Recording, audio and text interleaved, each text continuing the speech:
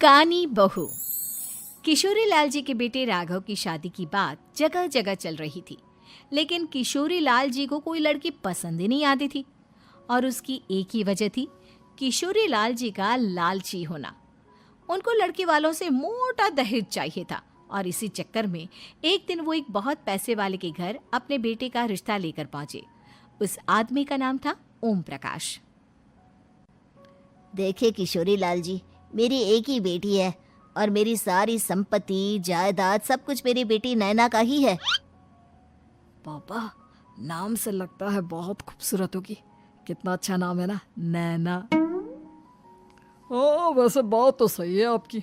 अब इतना पैसा है, जमीन जायदाद है, इकलौती बेटी, आप भी क्या करेंगे? सब कुछ उसे ही देंगे ना। बिल्कुल ठीक पहचाना आपने। बस बेटी की शादी और सारी जायदाद उसके नाम। पापा, बिना देखे हाँ कर दीजिए ना। इतना अच्छा रिश्ता फिर कहाँ मिलेगा? माला माल हो जाएंगे हम। मैं अपनी बेटी को बुलाता हूँ। अरे नहीं नहीं नहीं नहीं, आपकी बेटी का नाम नैना है, सुनकर ही लगता है बहुत सुंदर होगी। रहने दीजिए अंकल, मैं तो आपकी बेटी के नाम से ही इतना खुश हो गया हूँ कि उसे बिना देखे शादी करने को तैयार हूँ। अब तो मैं उसका चेहरा सीधे शादी के बाद ही देखूंगा।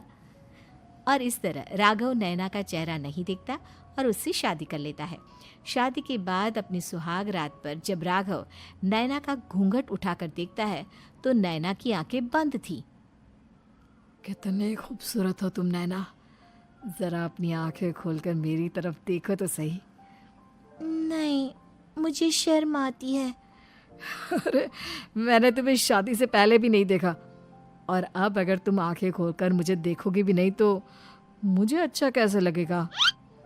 इससे पहले कि नैना अपनी आंखें खोलकर राघव की तरफ देखती, अचानक से लाइट चली गई और राघव नैना को पूरी तरह से देख भी नहीं पाया। अगली सुबह नैना राघव के लिए नाश्ता बनाकर लेकर आई। अरे ये क्या, आधा पराठा सीका हुआ है और आधा बिल्कुल कच्चा। ये तुमने क्या किया नैना? बहू, तुमने क्या आधा पराठा तवे से नीचे लटका कर रखा था, जो आधा सिका है और आधा कच्चा? मुझे जितना दिखेगा उतना ही तो सीखूंगी ना पापा जी। जहाँ जहाँ मुझे नजर आ रहा था वहाँ मैंने सीख लिया, जहाँ जहाँ नहीं दिखा वहाँ कच्चा रह गया होगा। इसका क्या मतलब है? ये कैसा मजाक कर रही है तुम? अरे बहू, तुमने इतना लंबा घूंघट क्यों लगाया हुआ है? देखो, हमारे घर में बहुओं को बेटी की तरह रखा जाता है, और फिर तुम तो इतना सारा माल लेकर आई हो।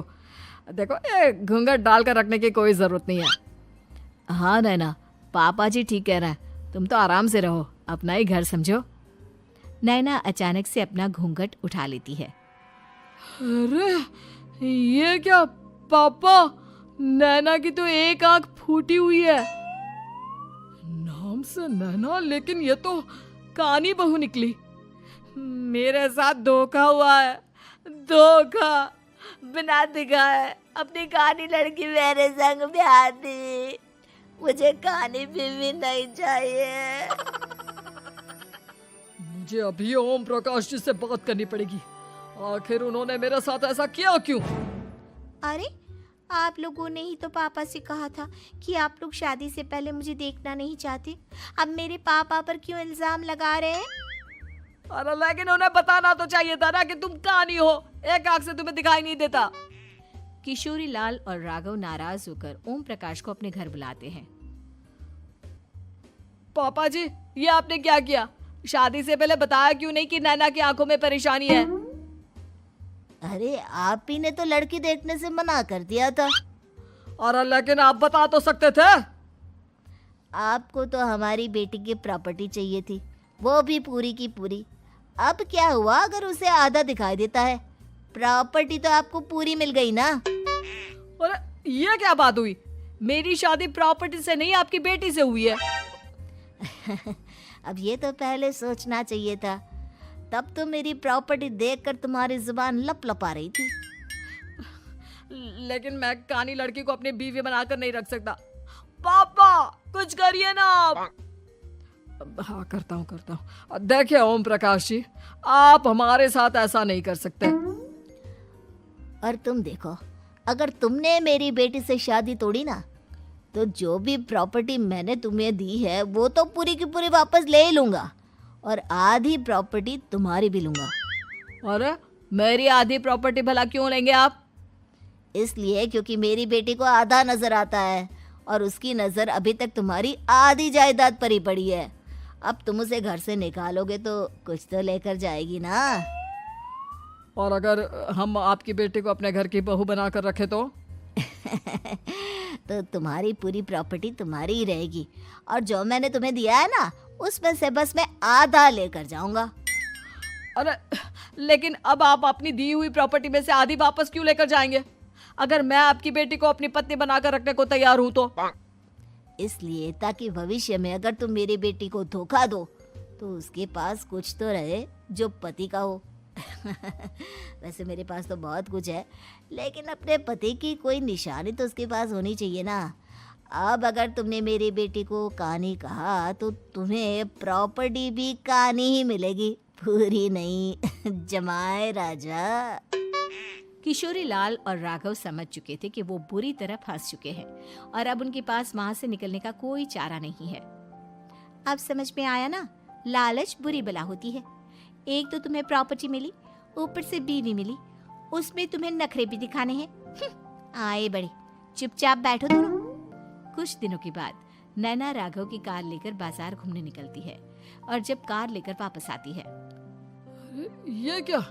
एक तरफ से मेरी गाड़ी पूरी खराब हो चुकी है। लगता है तुमने मेरी गाड़ी को किसी दूसरी गाड़ी के साथ एक्सीडेंट किया है। अरे अरे कितना बड़ा नुकसान कर दिया तुमने बहू। वो क्या है ना पापा जी, मुझे एक आंख से दिखाई नहीं दे रहा था, सामने से गाड़ी आ रही थी। मुझे तो सिर्फ आधा ही दिखाई दिया और वो गाड़ी मेरी कार से रगड़ते हुए निकल गई। अब मैं क्या करूं बताओ? आप इसे ठीक कराने के पैसे कौन देगा? तुम्हारे पापा? तुमने मुझसे इस तरह से बात की? अभी रुको। नैना राघव की शिकायत ओम प्रकाश को कर देती है। देखो राघव, अब जो मेरी आधी प्रॉपर्टी तुम्हारे पास थी ना, उसमें से आधी और मैं लेकर जाऊंगा, क्योंकि तुमने मेरी बेटी को डांटा। अरे नहीं नहीं पापा जी, गलती हो गई, माफ कर दो। गलती की तो कोई गुंजाइश ही नहीं। अगली बार मेरी बेटी को डांटा तो बची हुई आधी में से आधी और ले जाऊंगा। लालच के चक्कर में हम दोनों ने बहुत बड़ी गलती कर दी बेटा। एक तो तुम्हें कानी बहू मिली और ऊपर से जो माल मिला वो भी काना। इस तरह राघव की हर एक गलती पर ओम प्रकाश उसकी प्रॉपर्टी का आधा आधा हिस्सा लेकर अपना सारा माल वापस ले गया और राघव को कानी बीवी से काम चलाना पड़ा। भाई लालच वाकई में बुरी बला है।